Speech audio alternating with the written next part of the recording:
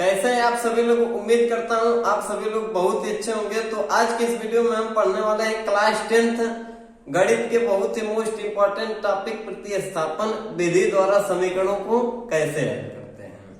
ठीक, तो यहाँ पे हम दो चर वाले रैखिक समीकरण को ले लिए हैं। इसको हल करके हमें x और y का मान निकालना है। तो हम कैसे आसान तरीके से लगाएंगे, आप लास्ट तक वीडियो को अंत तक जरूर देखें। तो यहाँ पे हम दो रैखिक समीकरण ले लिए हैं, x प्लस 2y बराबर 7 और दूसरा आपका है 2x धन 3y बराबर 2। ये जो समीकरण है हम इसको नाम दे देते हैं समीकरण नंबर 1, इसको दे देते हैं और इसको दे देते हैं समीकरण नंबर 2। इसको लगाने के लिए किसी हम एक समीकरण से चलेंगे, या तो x का मान प्रतिस्थापित करेंगे या तो y का मान। तो सबसे पहले हम समीकरण 1 से चलते हैं, लिख देते हैं समीकरण 1 से, समीकरण 1 से, समीकरण 1 से रख देते हैं। समीकरण 1 वाला मान लेकर चलते हैं x प्लस 2y बराबर 7। तो यहाँ पे हम आपसे बताए हैं कि केवल x या तो y का मान अकेले निकालेंगे। तो यहाँ पे हम लिख लेते हैं x बराबर 7, यह प्लस 2y है, इसको पक्षांतर कर देंगे, यह हो जाएगा माइनस 2y। तो यहाँ पे हमें x का मान आसानी से निकल गया। तो यह जो x का मान निकल कर आया है 7 माइनस 2y, अब हमें क्या करना है, समीकरण 2 में रखना है। हमें सिर्फ काम यही करना है कि समीकरण 1 से चलेंगे, या तो x या तो y का मान अकेले इस तरीके से निकालेंगे और उसका मान समीकरण 2 में हम प्रतिस्थापित कर देंगे। तो हम लिखेंगे कि समीकरण 2 में x का मान रखने पर अब देखिए जो x का मान आया है समीकरण 2 में हमें उठा के क्या करना है, रख देना है। समीकरण 2 हमारा दिया है कि 2x प्लस 3y बराबर 2। हम आपसे बताए हैं कि x का मान रखना है, तो लिख देंगे 2। यहाँ पे x दिया है तो x का मान हम सीधे सीधे पूरा 7 माइनस 2y प्रतिस्थापित कर देंगे, रख देंगे, इधर लिख देंगे प्लस 3y बराबर 2।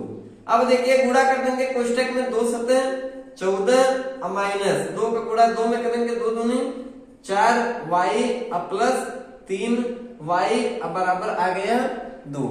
हम जानते हैं कि लिख देंगे 14 माइनस, अब देखिए यहीं पे हमें देखना है यह y और y वाला पद क्या है, हमारा बराबर है, लेकिन हमें यह देखना है कि कौन सी संख्या बड़ी है। हालांकि 4 प्लस 4 या माइनस 4y और प्लस 3y दिया है, संख्या की बात करें तो 4 बड़ा है, 4 के आगे माइनस है तो लिख देंगे माइनस, माइनस मतलब घटाना। तो 4 में से 3 को हम घटा देंगे, घटाएंगे तो आएगा 1। हम 1 कहीं नहीं लिखते हैं तो सीधे सीधे यह y चर क्या करेंगे, उतार देंगे बराबर 2। ठीक है, तो हम देख रहे हैं कि यहाँ पे लिख देंगे 14, यह प्लस 2 है, इसको इधर पक्षांतर कर देंगे तो इधर आके क्या हो जाएगा माइनस 2। यह माइनस y है, इसको पक्षांतर कर देंगे तो इधर बन जाएगा प्लस y। तो अब यहाँ पे क्या करेंगे, यहाँ पे हम लिख सकते हैं, देखिए यहाँ पे y दिया है तो लिख देंगे y, 14 में से 2 को घटा देंगे, कितना आ जाएगा 12। यहाँ पे 14 में से 2 को घटा दिए, कितना आया 12। तो y का मान टोटल निकल कर क्या आया, y का मान निकल कर आया 12। तो देखिए ये जो y का मान निकल कर 12 आया है। अब चाहे हम समीकरण 1 में रखें, चाहे इसका मान समीकरण 2 में रखें, हमें आसानी से x का मान क्या हो जाएगा, निकल जाएगा। तो हम किसी एक समीकरण में, तो हम समीकरण में जब भी रखेंगे तो हमें यह ध्यान देना है कि कौन सा समीकरण छोटा है, आसान है, उसे में हमें प्राय रखना चाहिए। तो हम देख रहे हैं कि ये x प्लस 2y बराबर 7 वाला समीकरण आसान है, तो लिख देंगे कि y का मान समीकरण 1 में रखने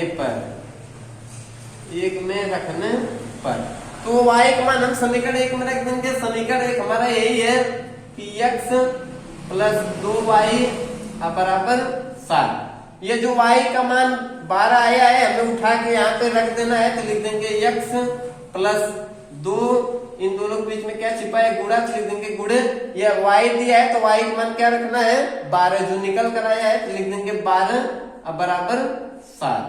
तो हम लिख देंगे x प्लस 12 दूनी 24 अब बराबर 7। हम देख रहे हैं कि x बराबर 7, या प्लस 24 है उधर ले जाएंगे माइनस 24, तो लिख देंगे x 7 में से 24 घटेगा नहीं, लेकिन बड़ी संख्या क्या क्या माइनस है तो लिख देंगे माइनस, उधार लेंगे 14, 14 में 7 गया 7 और यहाँ पे बचा 1। तो इससे हमारा पता यह चला कि ये जो हमारा x का मान निकल कर आया है, ये x का मान निकल कर आया है -17, और जो हमारा y का मान निकल कर आया है +12। हालांकि हम प्लस नहीं लिखते हैं तो सिर्फ लिख देंगे 12। तो इस तरीके से हम आसानी से प्रतिस्थापन विधि से समीकरण को हल करके x और y का मान निकाल सकते हैं और बोर्ड एग्जाम में आसानी से 6 नंबर ला सकते हैं। वास्तव में यदि वीडियो से आपको थोड़ा सा भी मदद मिलती है बोर्ड एग्जाम में तो वीडियो को लाइक कमेंट कर दें, और चैनल पर नए हैं तो चैनल को सब्सक्राइब कर दें।